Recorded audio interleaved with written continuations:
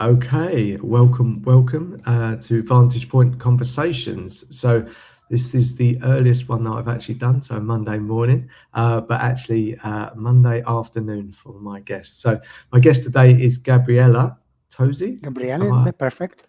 Yeah, perfect? And Tozzi is thank you. the correct Yes, yes, yes. pronunciation? Oh, perfect. So opening monologue. People will probably start to get bored of this, but I do not introduce my guests purely because I don't think I would do the best job. So if you would just take as long as you want, as long or short, just to introduce yourself, anything that you think is worth noting, highlights, lowlights, anything in between, just so we can understand you a bit better, and then we just jump into our conversation from there. Thank you, Colin. So, good morning to you and to everyone.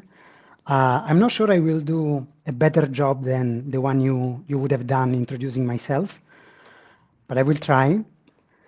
So I am Gabriele, and as I guess you would never tell by my perfect English accent, I am Italian.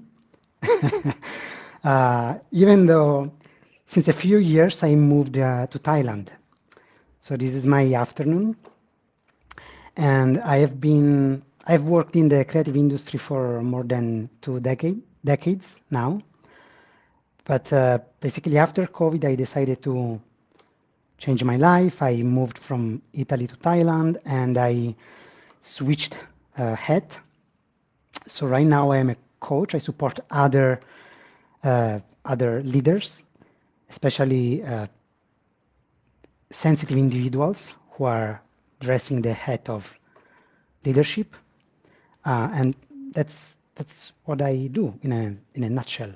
So back Amazing. to you. Yeah. So there's a few directions I want to go, and especially I want to sort of dig into your past a little bit. But I wanted to pay you a compliment before we got started because, as all of these conversations, we have an initial conversation before the lives, just to make sure that you're happy to do live. What I took away from our conversation was that you really paid attention to me. You really listened, and that's something that's quite a skill in today's world. We seem to be very fast paced. We seem to want to speak before the other person is finished, myself included. I try to listen more than I speak, but I got from you that you were listening to me, and I felt very seen and very heard. And yeah, I just wanted to reflect that back to you because it was yeah, I came it's a strange feeling when you feel that way that someone's really paying attention to you. It's you go, oh, it feels a bit odd sometimes. You go, oh, so, like, yeah, I feel good, and but it's really nice. You took time. You didn't speak over me, which again, it happens to all of us. I'm sure I do it, but it's I wondered, have you always been that way, or it's like a skill that you've developed over time? So let me say, first of all, it's reciprocal. It was very beautiful for me speaking with you and feeling heard. Second, as I mentioned, now I am a coach. I work as a coach. So if I didn't listen my clients, we would have a very big problem. Maybe I should consider changing my my current profession. And third, honestly, maybe not. I we were just sharing some experiences before our call started, and you were telling me how beautiful was Sicily and Italy and how passionate are people over there. And Mhm. as an original Italian, I tend to be quite passionate as well. So maybe before you learn that listening is part of the conversation and is very much important, as well as sharing whatever you have in your mind, I tended to like maybe like okay, interrupting the other one or like jumping into the conversation, uh, which I think is normal. But yeah, I completely agree. When you feel heard, this creates the space for a very special human connection. Yeah, yeah. It's really strange when you phrased it like that. It said listening is very much part of like the conversation, and it even the words sounded strange. I don't know why. It was just like, yeah, we don't. I do think about it, but it sounds right. But often we don't do that. We often seems like we're fighting for either attention or for our ideas to get out there or to share. And it's I I think some of the most where I felt most uncomfortable was when I was speaking and people were speaking over me, and I hadn't even finished processing what I wanted to say, and someone's already started, and that for me is like it feels very invasive, very like oh, okay, and I know internally I can take that. You know, I have some insecurities which I think I'm getting past, but it can be very much like oh, okay, if you already think that you're not that you need to be a certain way, outgoing or speaking up, and then someone's speaking before you, it's that just that moment before, and it's a strange dynamic, and it can really close you down quite quickly, and it's like oh, and yeah, I think that's maybe a good part to talk about the sort of sensitivity side of things, but yeah, just give you a moment to how does that show up for you? No, this really sounds true. You know, sometimes as coaches, we learn that assumptions are quite dangerous. And Mm, sometimes when we jump in a conversation, it's because we are assuming we already know where the other person is heading with his or her line of thinking, while maybe, as you correctly pointed out, the other person is still processing. So never assuming to know is a good starting point, I think, because everyone has a different universe inside. It's very much difficult to say, "Oh, I've got you. I know you." You know, it's like it's too much to a human being to say, "Oh, I understand. I know you. I know where you are going." So mm. so so yeah, I completely relate with what you were saying. Yeah, it's interesting because I think we find it very useful to put people into boxes because then we sort of say, oh, well, you're this type or this type or this type, and I think along the way I can understand that there are certain things that make us a certain way, etc. But it's almost that we disregard our background and our history and what we've done and our experiences, and Uh, let's just dig into your history because from Italy to Thailand, and it wasn't just a direct thing. I remember you saying to me that you went to university. It was philosophy you were doing. That was great. Yeah. And you said you were 60% of the way through, and then you made a decision to join the theatre company, right? Yes. And and I was like, wow, that's quite a decision to do 60%. So you're over half of the way there towards your degree, and then you move. And then you explained to me that you've also uh, you joined the company, you took up a management role. So I mean, you can sort of expand on all of these things. And then you took the sort of management marketing type role for that. Then you've gone to Asia. Now you're in Thailand and you live permanently in Thailand. That's they in themselves, and I'm sure there's other things in between all of that journey. They are very not. I don't know. Big moves is the right way to describe it, but not everybody would do that. What's made you do it? Is that a feeling? Because we're going to talk about intuition.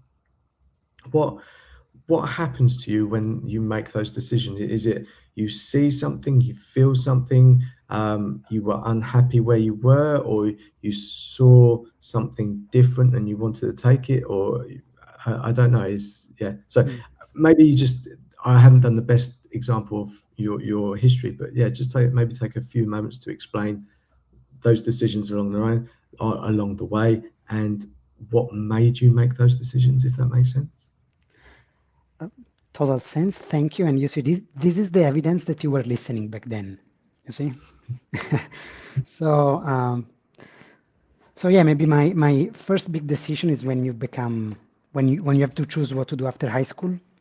So I remember uh, staying in my bed, like saying, what should I do now? Like, because you are in that moment in your life when you say, okay, should I go for like a philosophy or biology or archaeology or medicine or become a lawyer or become an actor or, you know. And then I loved philosophy. At the same time, I was thinking, "Ooh, but maybe this is not the best line of study if I want to make money." But I remember that specific night, I thought like, well, just make the next step. Just focus on the next step, and then you will see what happens next, and you will make your own decisions next. I was like 17 years old, 18 years old, and yeah, so maybe this kind of approach, like just do whatever feels right now, and trust that this is the best next step you can take right now. And this doesn't mean that you are marrying your university. You know that you can change if needed. But from this point of view, from this perspective, this is the best thing. This is what resonates with me the most. So let's try this direction. And then basically it was a kind of a copy and paste of the same dynamic. As you correctly mentioned, I arrived to 60%, 70% of my studies, and I met this group of young actors and artists, and I completely fell in love with this project. So eventually I decided to quit university and to join the company. And I stayed with this company for more than 20 years. I started centuries ago, I started on stage as an actor.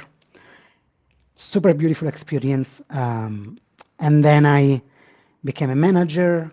Slowly, the company grew and became national and then international. And so I had the chance to manage events in Italy, in Europe, in America, and in Asia. And as you mentioned again correctly before, my last assignment was in Southeast Asia. And I was here when COVID hit, and I had time to basically kind of rethink my life. And so I decided that what most felt true to me at that moment was to start a new chapter in my life. So I quit the previous job without exactly knowing what to do. And I finished the university degree, by the way, at the time. And then I became a full-time coach.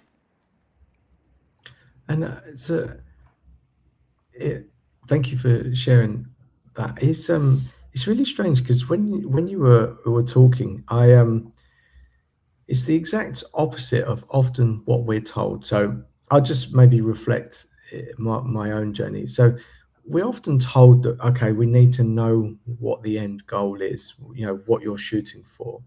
And I think,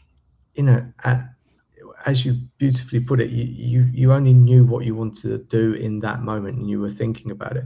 But I often, well, I've now got young kids, and I think we're asked to make decisions over our life very early when we have no experience about what that is. Like you said, university, what course? You can maybe get the sense that you would like to go to university. I can understand that and just say, I'd like to study or experience, maybe being away from home or something along those lines. And then you have to pick something that you know nothing about.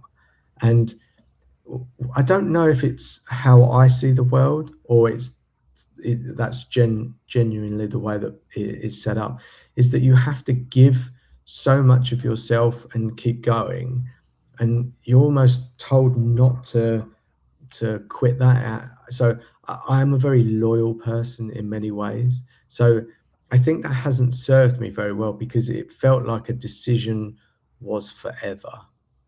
And that's changed recently in my personal life, and I'm learning to sort of unwind that. And I know where it comes from. I'll explain it because it's quite simple. So years and years ago, when I was a kid, we were gonna. My brother wanted to do a paper round, and I said I would do a paper round as well.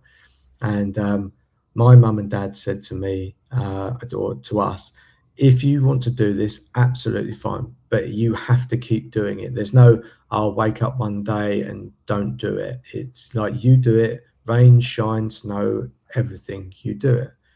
And that was a great, it gave me a very good loyalty. I kept going. My brother did the same.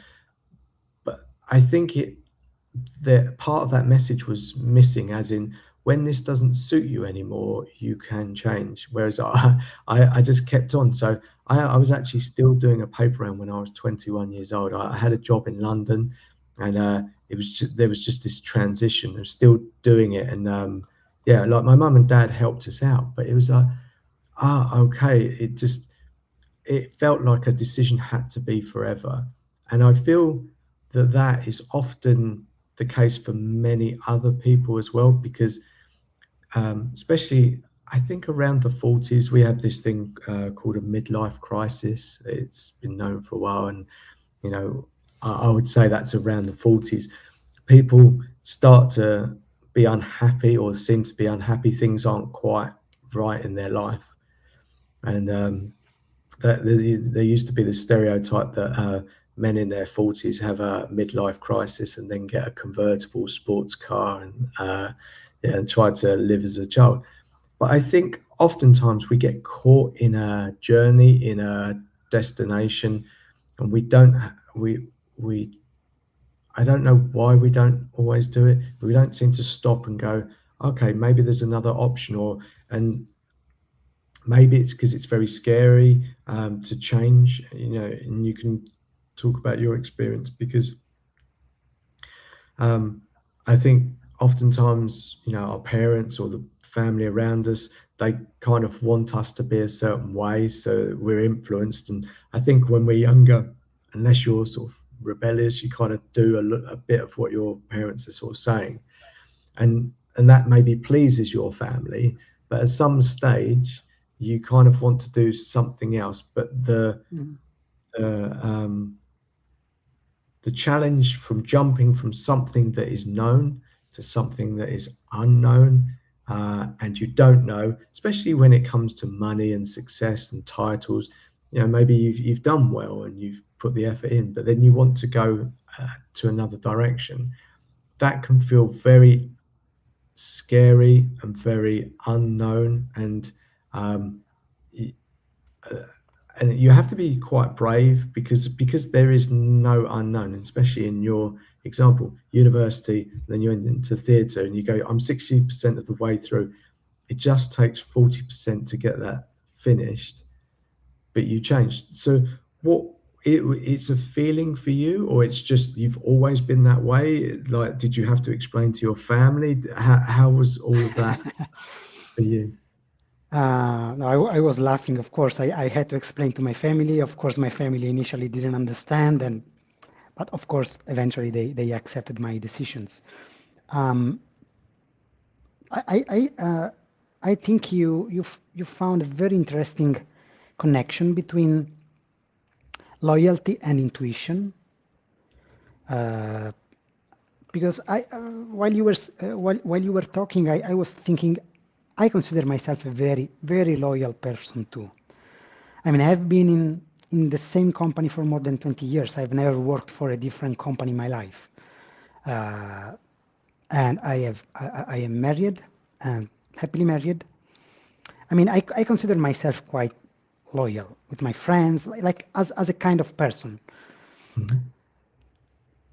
But at the same time, I think there are moments where it's important you are loyal also to yourself. And as a human being, you tend to evolve and grow. And so maybe, I mean, for sure it's important to listen also voices outside, but there is also a voice inside that is telling you, okay, that's correct, careful, really careful. Maybe this is not the right direction anymore, And in my specific case, for example, I waited a lot before taking this voice under consideration. Like it really had to yell at me, hello, like maybe it's time for you to change, and then if you don't listen to this voice, so you are not really loyal to yourself, you might start to have many kind of signs of discomfort in your general mood, in your mind, in your physical well-being, And speaking in terms of sensitivity, this is a very important point, for example, for sensitive individuals, because they have this very strong voice, and the for them is for everyone, but I think for them especially, it's super important to keep this alignment before between what they think it's right for them and what they are doing, what others are expecting of them, And when this balance is not okay anymore, it's difficult for them to bear this weight. It's like it's not the small, there's something small in your shoes. It's something, the elephant, not in the room, but in the shoe, Like you have Yeah, an elephant in your shoes, quite difficult to keep going.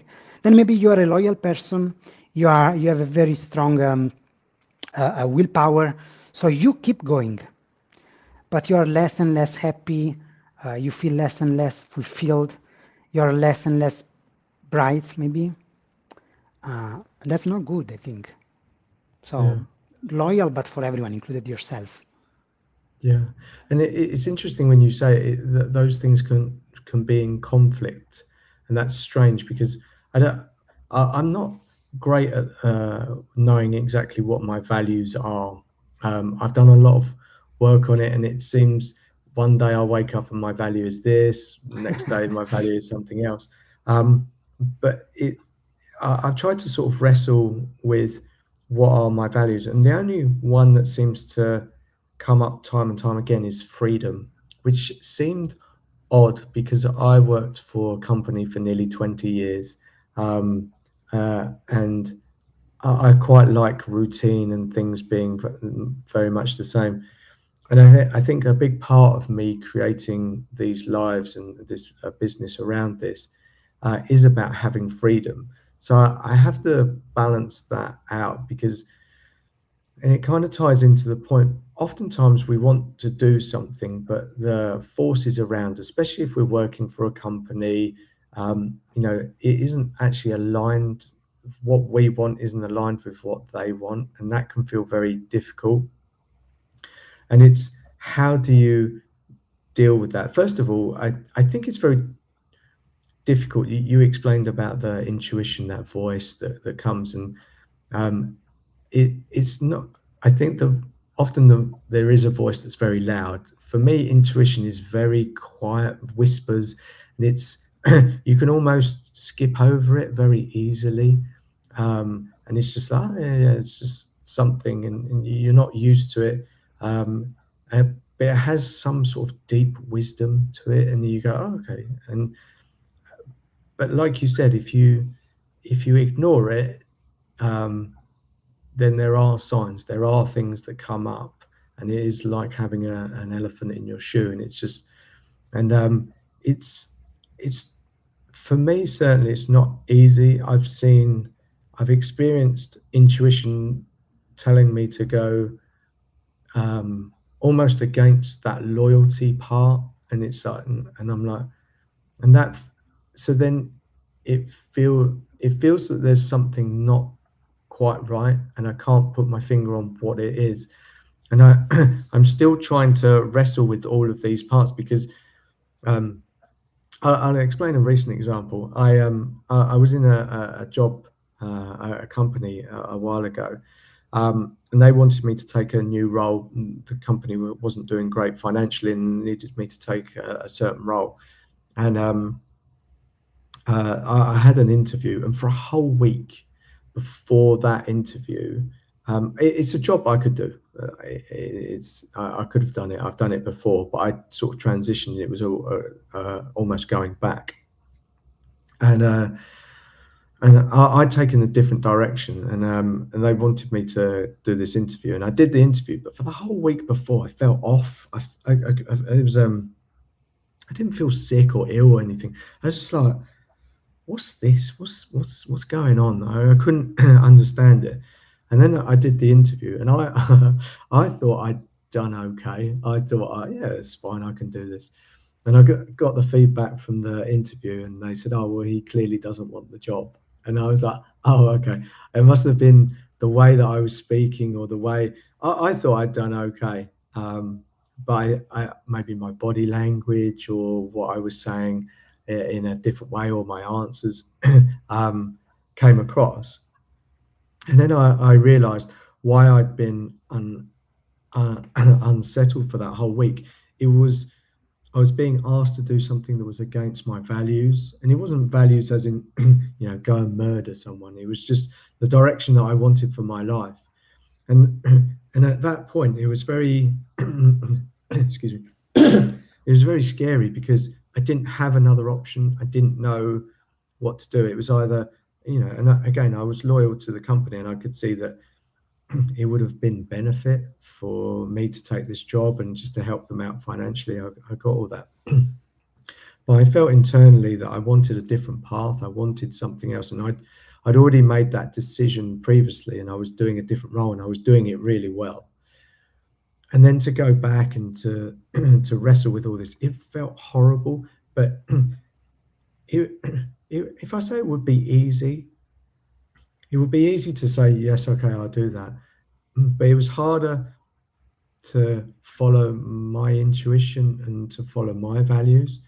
And when everyone else around you wants something else, to keep going on your own path is very difficult. And ultimately, that didn't support the company. And it wasn't that they let me go because of that, but the type of job that the company ran wasn't the type of job that I wanted. And so there was not a conflict as in a hard conflict, but it was, we wanted different things. So naturally, yes, I wasn't going to fit. And so I ended up being let go from the company, and which makes absolute sense to me, absolute. But it's quite scary because I didn't know what else I was going to do. And like, I didn't have a backup. I didn't have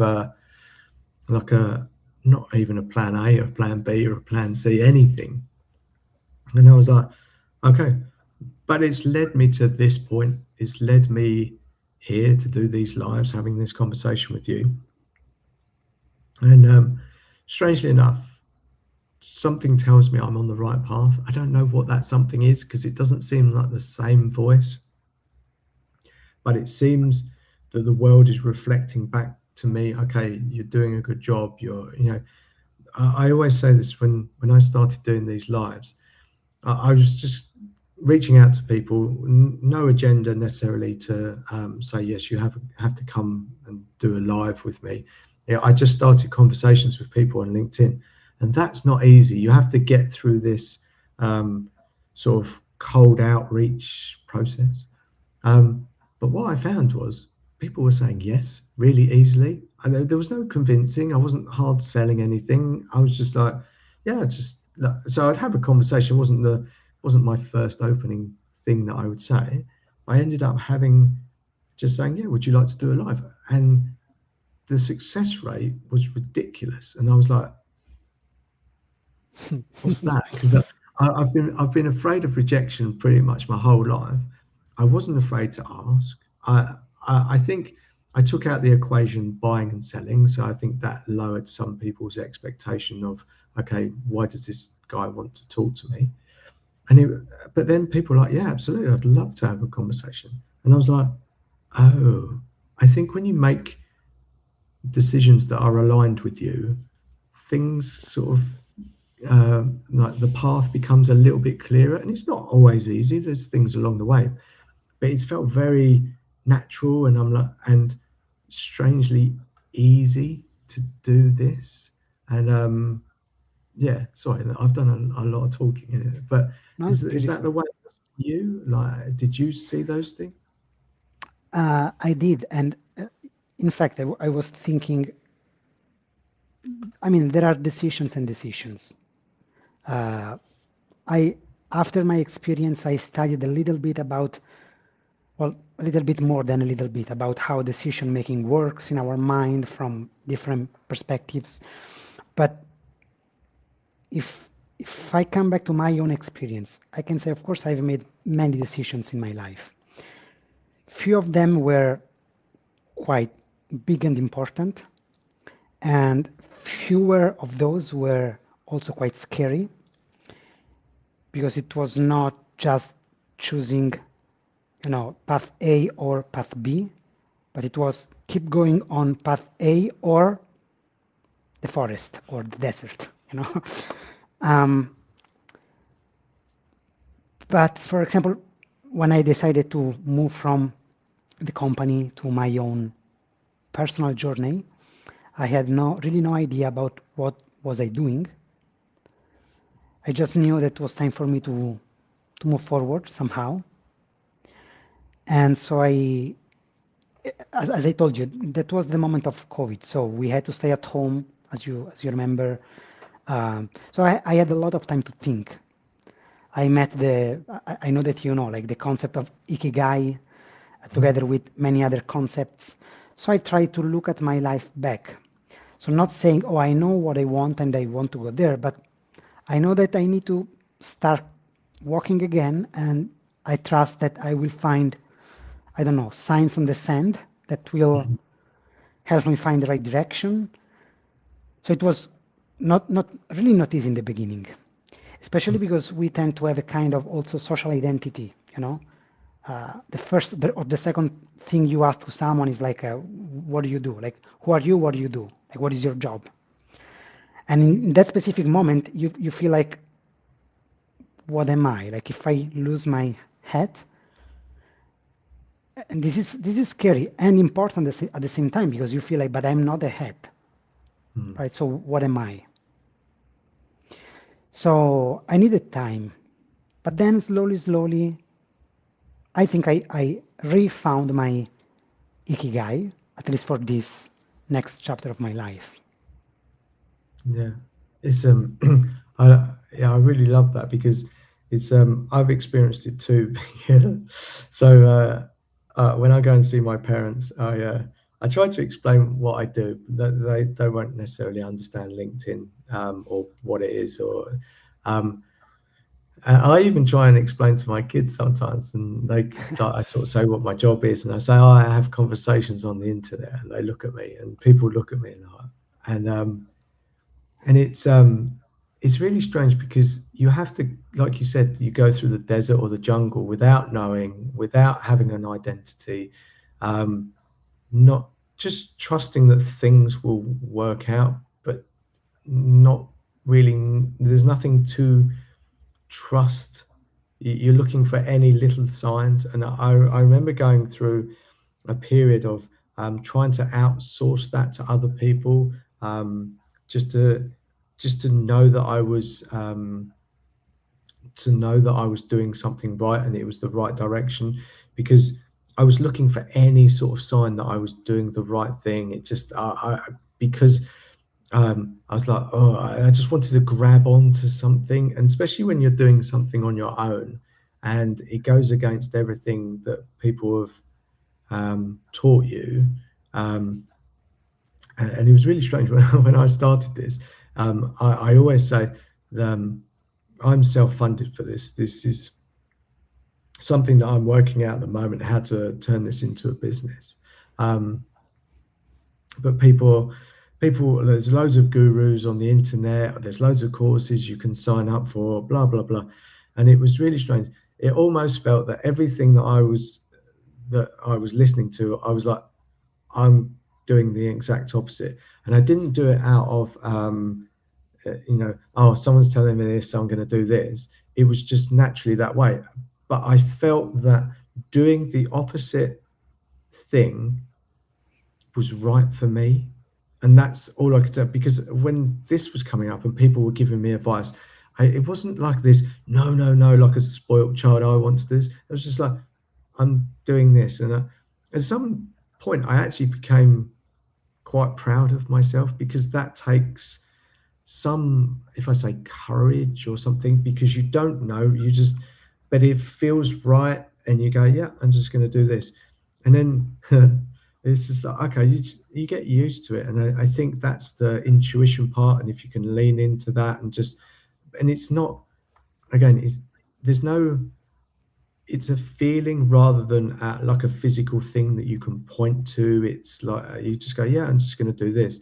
And in a world where we seem to want instant results or instant feedback, when you're, I often say, sort of, when you're jumping off the cliff, you're looking for that one foothold that's secure or feels good, and that doesn't come the next day, it doesn't come that week, doesn't come that month, and you just keep going, and you have to trust in yourself. And that isn't, and it's a weird thing, because when you say, oh, trust in yourself, you can be a bit disillusioned to say, yeah, it's all going to work out, and that's not it. It's a different feeling for me. Does that make sense?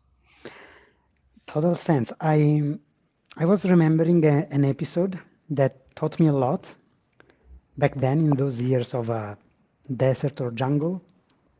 So I moved from Bangkok, which is a huge city, very beautiful, to a very, very, very, very small village in the rural Thailand for several reasons. And in that specific moment, without a clear social identity, and in my own confusion and thoughts, and in my own research for, I don't know, myself or my next step, I ended up helping or trying to help a small family of farmers here who have their beautiful rice fields. So, you know, I come from philosophy, and then I was a manager. So I'm quite good in typing, but you give me like a shovel. There is, I mean, 7% risk that I kill myself trying to do something, right? So this experience as a farmer was very short, and it taught me several things, included the fact that I am not a good farmer, and that rice really has a value. Really, like the small, like, how do you call this? The punch of rice, like the pinch of Yeah. rice, like Yeah. it really has a value. But there was this teaching. Once I was, you know, putting the one seed by one seed, like one seed, one seed, one seed, and then the day after you have the finger like that, no? But then while I was doing that, I was thinking, and I was thinking, well, the farmer does what he or she can, right? So they put the seed inside the soil, but then they need to wait and they need to trust the soil. Like there is a whole ecosystem that is working for that seed. Like there is the land, there is the sun, there is the rain. You know, there are a lot of things, and you just have to trust that everything is doing its job. Because if the day after you say, well, I'm not sure, let me go there and let me check. And then you open the soil and take the seed, and then, oh, okay, now we start again. Like the seed will never uh, produce the plant, and the plant will never bear fruits. So there is this moment where you do not just trust yourself. I mean, this was for me. You do Mm. not just trust yourself. Okay, I did my best to put the seed. But there is also a moment where you trust the land and everything else, you know, and the land and everything else needs the right time. So sometimes it's right. We are a little bit impatient, which is totally normal, I think. But just take your time and give the land time to produce beautiful plants. Yeah, I love the way that you've explained that, and it's grateful. I'm grateful that you went through that, because I think anyone that's, you know, whether they're a leader, they're trying something on their own, I think that's such an important message, because you there are things at play that you have to trust in, and they're an unknown, and they kind of change, but.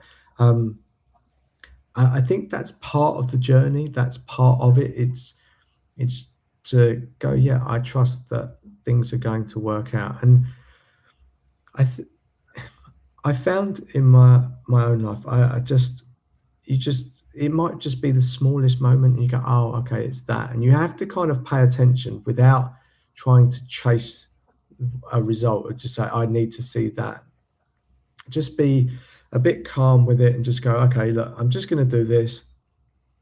And I think one of the things that I found for myself is in that moment of just that repetitive actions, trying to reach out to people, just asking the same questions, I found enjoyment. And I think it's through that part of it, just set away any expectations or an agenda and just go, okay, what does this look like? How can I enjoy this? And when you realize that actually when you go with an agenda, there's this like hard thing like this, I've got to get here. Actually, the joy is in doing those things every day. And you go, okay, so I'm going to send these messages. Oh, okay. And you go, oh, there's a system for that. That system can help me do that. Oh, I like systems. I like it's creative, and and you just show up, and then you get you get a sign. Someone replies to you, and you go, oh, okay, that's good. Enjoy that conversation. That might not be, excuse me, that person wants to do a live with you, but just think about that. You go, oh, someone has actually replied to me, does not know who I am, and has replied to a simple message. That in itself is massive, but we overlook that because we go, no, the thing is, someone needs to have a live conversation with me. It needs to be that way. No, if you can just enjoy that, the rest almost takes care of itself, like you say. Just do the bit, and that can be difficult. But if you can find some joy and enjoyment, and if it's really painful, then maybe it's not quite the right thing. I would suggest, or if you can understand why it's painful, I think that's important. You just go, maybe you're doing something at the wrong time of day, or the way that you're sending a message. I'm just trying to talk about my own work, and it's no how I would like to do this. I'm curious enough, and I think curious is a good way to sort of approach these things, because how you think things are going to evolve never do. And again, just to sort of tie back to something you said in the beginning. So I've always felt that people have said, especially we're talking about leadership here. Leaders are these people. We're going to get to the top of this mountain. This mountain is the mountain we need to get at the top of.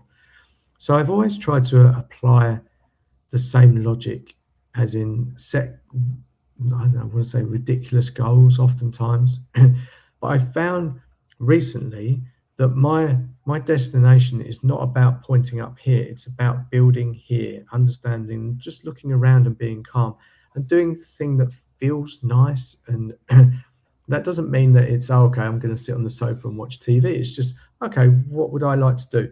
And because that seems scary, and often when you think you go up there, you don't know the path to get there. But if you just go step by step and you go, okay, yeah, that's okay, and it doesn't feel so scary, you're going to go, okay, I'm going to try that. I think the only thing in my mind is that you have to be wary of distractions, because something can look like it's okay, it's going to get you up there, but it's not. I'll give you an example. Most people think that when they start a business, you need a fancy logo and a website and business cards and stuff like that. The reality is, I don't have a website. I have kind of a logo that kind of just fell into place through conversations. It's not fancy. I didn't pay anyone for it. I certainly have no business cards or anything like that. And I'm just doing those things, and it's again, those things can feel like a nice distraction. There's loads of people you can work with to get a fancy website. You can create your own. But the reality is, I didn't need a website, and I've got LinkedIn. That's fine. I understand there's limitations and stuff like that. But actually, I didn't need any of that other shiny stuff. It was just about having conversations, and what moves things for me is to reach out to people and to see if they want a live conversation. And before that, always felt like I said about rejection, that felt like it was something that was, oh no, I can't ask someone to do something. But somehow I built a system that I enjoyed doing, and it felt that people were responding. At the end of all of that. A website is not going to get me more lives. Having conversations and being genuine without an agenda. And if someone doesn't want to do a live with me, absolutely okay. Absolutely okay. I really understand it. But most of the times they do. And I would normally avoid picking up the phone, speaking to anyone, having a face to face call with anyone. But it's actually the thing in, I would have avoided it in all other areas of my life. But for this, I do it. And not because I must or someone's telling me to do it. It's because I kind of want to do it and it just feels easier. And none of that was planned. None of that I knew. It was just like you said, step, step, step, look around and yeah, and just go forward. And then I don't know where this mountain is. I don't know. It could be a completely different mountain. I have no idea. But at the end of it, I'm really enjoying it. And because you're in it, like you say, you just look around and you take a moment and you go. And when I started, it was around July, no, before then, June last year. Time moves very quickly. And then I was like, okay. And then I've realized I've had 50 plus conversations online. And I'm like, and you go, oh, wow. But it's easy to look back and think time has gone really quickly. But we almost want to look forward and want time to go quickly so that we get the result. And I think when you're enjoying what you're doing, the time goes even quicker. And so you're not chasing the time, you're not chasing the result, you're chasing the interaction and the joy of what you're doing. Yes, that's so beautiful, and for my perspective is so true. And for example, one of the many things that my experience in my previous life with artists taught me is that, like, if you have an actor who goes on stage and say, okay, you know, in 1 hour and a half it will be done. Okay, let's do what we have to do, and runs away.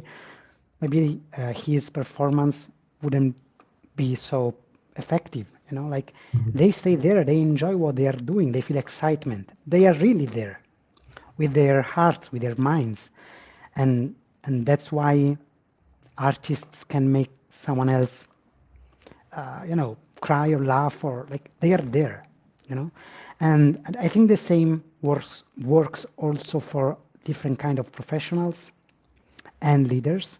So I don't think there is a problem if the leader wants to achieve the top of a specific mountain. Mhm. The point is how we arrive there. Because maybe you are a team leader and the company wants you bring your team there. So you have a mountain that you have to reach. Or you are the CEO and you decide that the company needs to arrive there within, I don't know, the next year. But the point is, how can we arrive there? And we have a lot of different possibilities here. And enjoying the journey is one of these possibilities. And for many people, is the best possibility.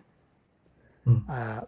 Maybe there is someone who really feels more alive when the challenge is super big, so they would choose a different way, and that's okay. But again, for many people, I think enjoying every single step could be a mindset that changes everything, because you're not just working there, you're also living. Mm. There's not another life after, right? So you're Yeah, living and yeah. you're working. So you want to do the best in both.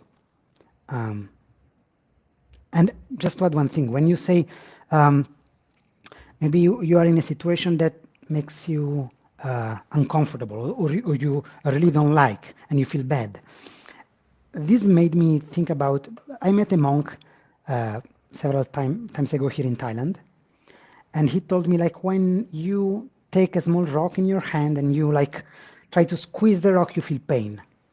So who is giving you pain? The rock, or your way of keeping the rock in your hand? Like, Mm. the rock in itself cannot hurt you, but the way you are keeping the rock is the reason for your pain. And so sometimes if you don't feel comfortable in a specific environment, this doesn't just mean, okay, so I have to quit or I resign myself and I quit company. Maybe you just have to create a different kind of relationship with that environment, or reframing the narrative that is going on in your head about what you're doing, why you're doing it, and so on. I don't Yeah, know, just food for thoughts. I love that. That's a very nice way to think about it.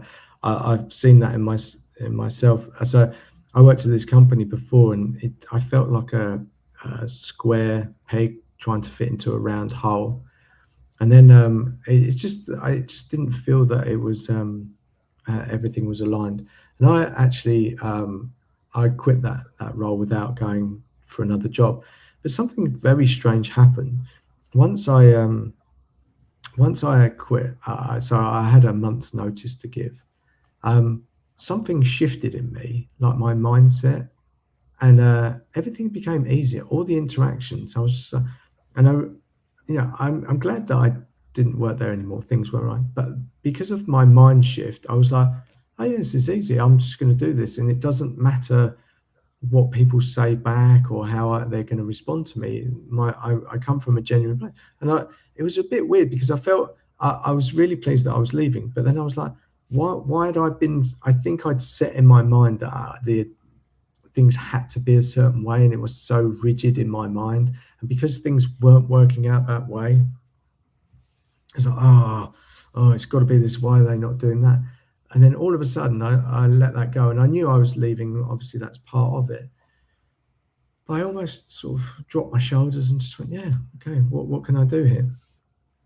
And do you know what? My mind opened up, and I was like, "Oh, yeah, I'm going to go and sit with that person for a week." And before that wouldn't have occurred to me because I wanted to understand what they were doing and how they were doing. And I didn't care what anyone else was saying. I didn't want anyone else's approval. I just went and did it. And I built a very good relationship, and I understood so much more about the work that these people were doing. And I was like, that's crazy. And like, I could have done that before, but I like you say, I think I was just holding on too tight to a rock, and I wanted it to be a certain way. And it's really interesting that you say that. It's a nice way to reflect it back. But I want to switch gears just slightly into the leadership, because I think it's a great sort of thing to talk about, because we seem to, when we talk about leadership, we seem to think it's all very you've got to know everything, you've got to lead your people, you've got to be this, all this type of ways of doing it. And I realized in many conversations that we're all different, we all have a certain style, etc. There's place for absolutely everybody in different styles. Just because someone in a company does it this way doesn't mean you have to follow. You can do things in your own way, and actually doing that can be a big compliment to other people. So we've talked about sensitivity, but I I think the narrative often is, no, you can't be sensitive. You can't. You have to be strong. You have to be hard. You have to cut emotions. Everything. But I believe the opposite now, and I didn't at one point. But I think bringing who you are to a job is something that is really beneficial for you, but also for the companies. If they allow you to be who you are, and just to allow you to trust and to do that journey in your way, it's a real benefit. Because if you have someone that's like, I want to say alpha, and I don't know if that's the right way, it's just very aggressive. Oh, we've got to do this, absolutely. But then you have someone, if I say sensitive, and I don't know I'm doing this justice, stop me if I'm saying it wrong, but someone's a bit more sensitive and going, oh no, I can feel that this isn't right for the team. I can get this sense that this isn't right. This person can go, I can see something that's not quite right. And if those different leadership styles can meet, and they have a mutual respect for each other, and go, yeah, look, I understand your way, but also that alpha, sort of tough one, we're going to go this way, can also connect. you can just sort of find this alignment, and you can just go, yeah, okay, we can do all of that. And I think that takes some awareness, and we have to be considerate that our way is not always the way that other people should do things, and just be open to other people, and that they can be receptive to us as well. And I think if we allow that balance within companies, within certain roles, I think things would move a bit smoother. That's just my opinion. How does that feel? Because obviously you deal with a lot of sensitive people. Are they saying the same thing? Do you see the same thing? What's your experience? Uh, well, you put it very beautifully. Um, Everyone is different, and so there is not just one leadership model. There are many different leadership models. And so if you are a sensitive individual, it makes total sense for you to find your own way of lead, right? Eventually, if we circle back to the top of the mountain, if the goal is to bring your team on the top of the mountain, you choose the way that best suits you as a leader and that can support the best your own team. So if you're a sensitive leader, so a sensitive person is not someone. Someone told me once, a sensitive person is someone who cries when they watch like the end of Titanic, right? So even though it's very sad to see Leonardo DiCaprio freezing to death, but maybe this is not the best definition of sensitivity, right? So a sensitive person is someone who process reality in a deeper way, both external reality and internal reality. So they tend to feel their emotions a lot. They tend to think a lot. Sometimes they tend to overthink, overanalyze, and they tend to be very empathetic. Of course, even in this case, everyone is different. This is not one label fits all. Okay, but just to saying, so a sensitive person is not someone who, oh, there is a butterfly and I cry, but I cannot read a spreadsheet, right? No, absolutely, it's the opposite. It's someone that maybe stays on that spreadsheet a lot because they really need to feel sure because they can see a lot of different nuances. Or this kind of people can enter a room and immediately feel the temperature, so can immediately understand if someone is happy or annoyed just looking at them for 1 second. They can create trust. They have a very strong intuition. So these are a lot of gifts. And if you just say, oh, you're too kind to lead. You're reducing everything to a stereotype, maybe. So let them be kind, but kind is not the opposite of being tough or of being respected. You can be respected even if you are kind, if kindness is your style, because you care about people, you understand people, and people trust you. As we were saying in the very beginning of our conversation, when you feel heard, then you tend to open yourself and to trust the other person. So, I mean, I started as a leadership coach because I've been in leadership position and because I was using to have a coaching here and there even back then. But after a few coaches, I decided to specialize in sensitivity because when I like if I meet people who say, well, I would like to be a leader, but I am too sensitive to be a leader. I don't know how to say no to others. I care too much. I am too much kind. And so they automatically cut themselves out of the picture because they think that there is just one possible way to be leaders. I think this is a misconception. Yeah. Where do you think that comes from? Is that like a cultural or a society thing, or it's again, like you said, we make assumptions about a lot of things, and it's often not the case. Um, yeah, was I actually had a live with another lady from Italy actually, and she has a really beautiful style. Viviana, she has such a beautiful style, and she was like a team lead, and it was really funny because when she was coming on the live, she had so much support from people that loved her, and it was so interesting to see because like you could tell that everyone really valued her as a person, what she was doing, how she was doing it, And she wasn't saying, "Oh, I've got all the answers" or anything, but she paid attention to herself, but she also paid attention to other people, and she was able to move things a lot quicker. It's if you don't spend that time getting to know your people, it's like you're trying to drag them up to the top of the mountain.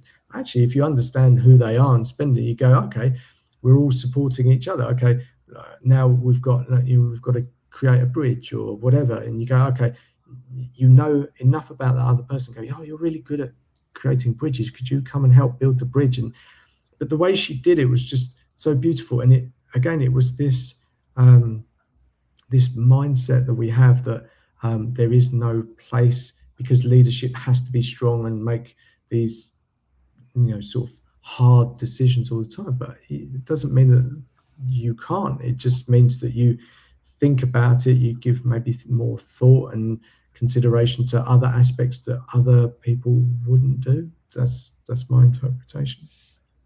Oh, yes, absolutely. But I think there are many people who are start to envisioning leadership also in different ways.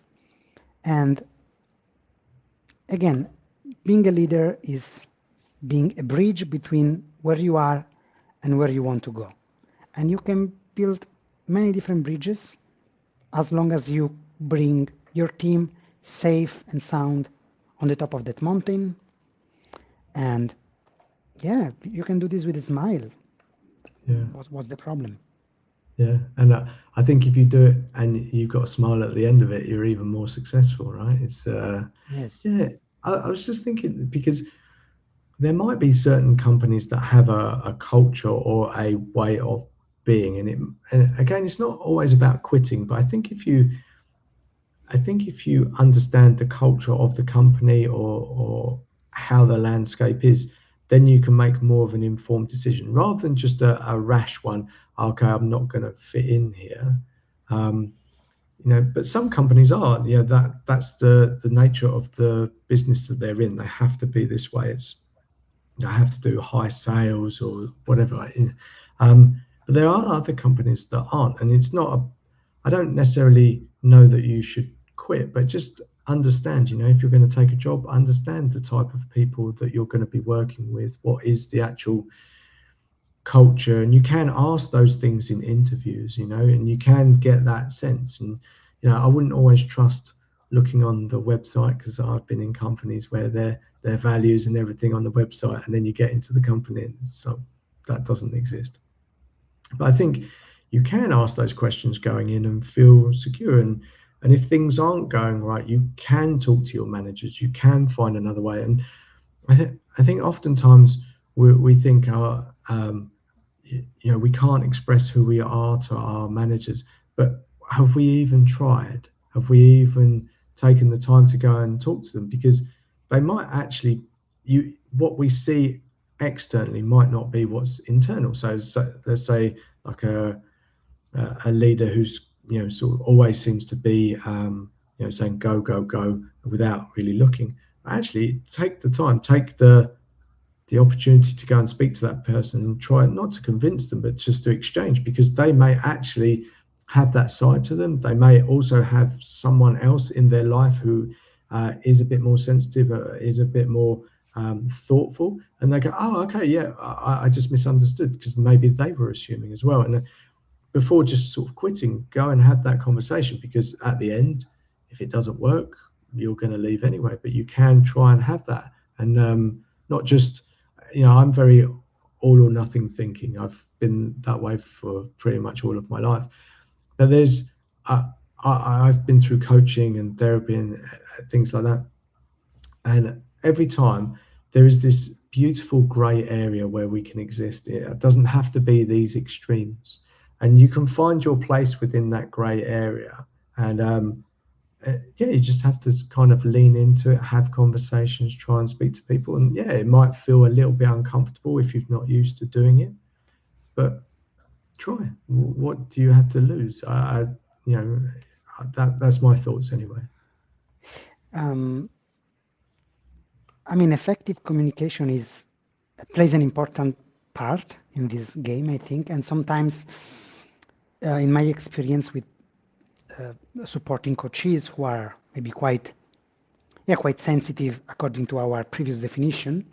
Um, Sometimes it's not so easy to face someone directly and saying what they are thinking or what their worries are for different reasons, because they might feel important to be pleased, to be accepted by others, so they tend to please others, so they don't want to overstep or doing anything that may reduce this kind of balance, or because they don't want to hurt anyone. They don't want to hurt anyone. So they are so also working on the right way to express what you have in mind, what you have in your heart, may be a good way to help you connect, to build that bridge, let's say, right?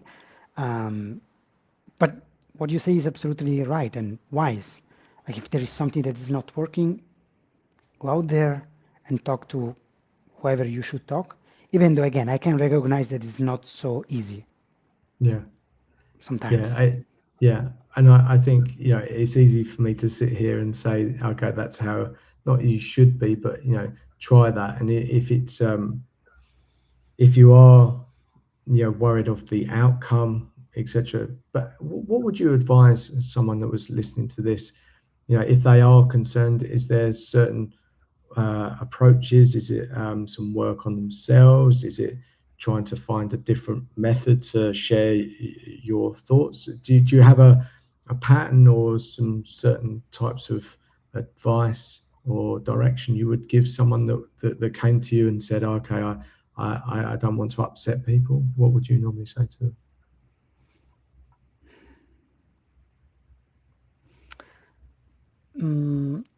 This is a good question, and I think it would be reductive to have just one answer, because Yeah. everyone maybe has a different reason to not wanting to upset people, even though this is often I notice this as a recurrent pattern, you know. So maybe because you care too much, or vice versa, because you need their approval, or something in between. Maybe if we were working together with this client, we would try to explore, okay, like I don't want to speak with this person because I don't want to hurt their feelings, for example, right? So why we are talking about this? So why there is the idea that you would like to speak with them, but you don't want to speak with them? So what is important about this topic? And we try to explore what is beyond the concept of giving a feedback or going there and saying out loud the hard truth or whatever, you know. And so when you find the ingredients, then maybe you can cook a different kind of a menu. Do you know what I mean? So it's like, again, the communication is a way to bring something to someone else. But if this scares you, let's cool down, move one step backward. Let's see what is important here for you. Let's find the right elements, the right ingredients, and then let's try together to cook something different that is more aligned with who you are, your way of communicating yourself, and so on. Yeah, it's I really love that, because oftentimes I've I've thought, you know, people say I can't do this, or I don't like a certain thing, but that taking a step back has a lot of power in it. Just taking a moment just to look back. Actually, so I've often said, you know, we often try to fix the symptom, you know, what's showing up, but actually it's the root cause. Okay, maybe I see the world in a certain way, and so it's just I don't know an example to sort of say, but just say, okay, you know, when I was growing up, I didn't like this type of person because they were a bully in the playground or something, and you go, oh, okay, and that's maybe something that's like a belief of yours, that actually all these type of people are bullies. And if you can go back and understand, okay, where does that come from, it actually might help in future decisions. It's not the thing. They go, oh, I don't want to speak to this person, and you actually find out, oh, okay, because in what you've experienced, that type of person represents like a bully or someone that's going to I don't know, walk all over you in some sort of way.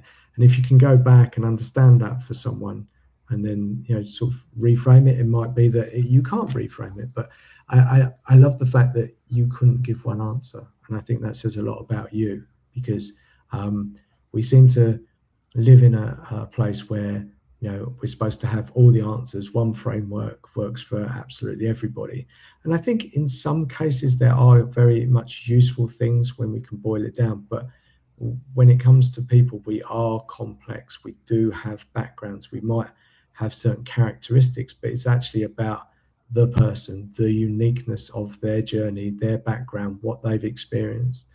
And if you can go back to that and allow them to connect with it, maybe it's something that could be reframed for them, for their benefit, not to change their mind, but just to see there's potentially another way to look at that.